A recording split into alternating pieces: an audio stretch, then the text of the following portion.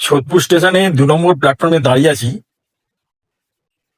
একজন এসে জিজ্ঞেস করলো, দাদা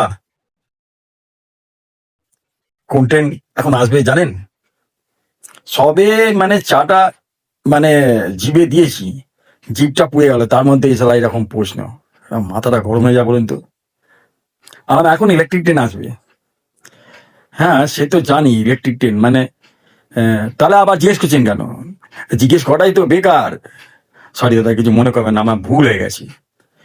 ভুল তো করেছি, ভুল তো করেছি। জিজ্ঞেস করছেন কেন? জানেন তো এখন ট্রেন আসবে। তা দাঁড়ান দেখুন কি ট্রেন আসবে। হ্যাঁ হ্যাঁ ঠিক আছে। তারপরে তো চাটা খেয়ে ওদিকে গিয়ে দাঁড়ালাম।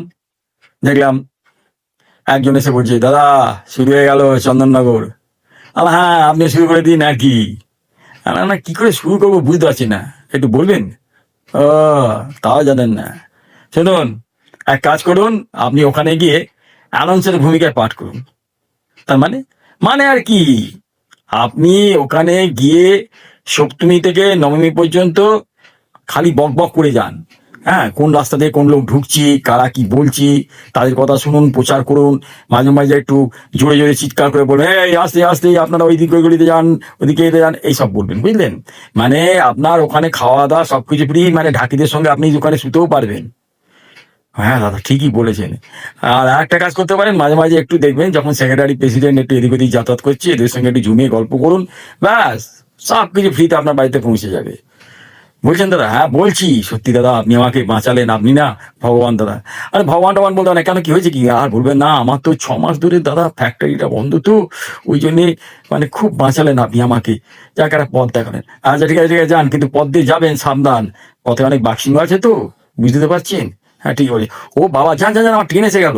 ট্রেনে উঠতে না উঠতেই দেখি এক ভদ্রলোক আমাকে বলছি, দাদা আপনি নামবেন?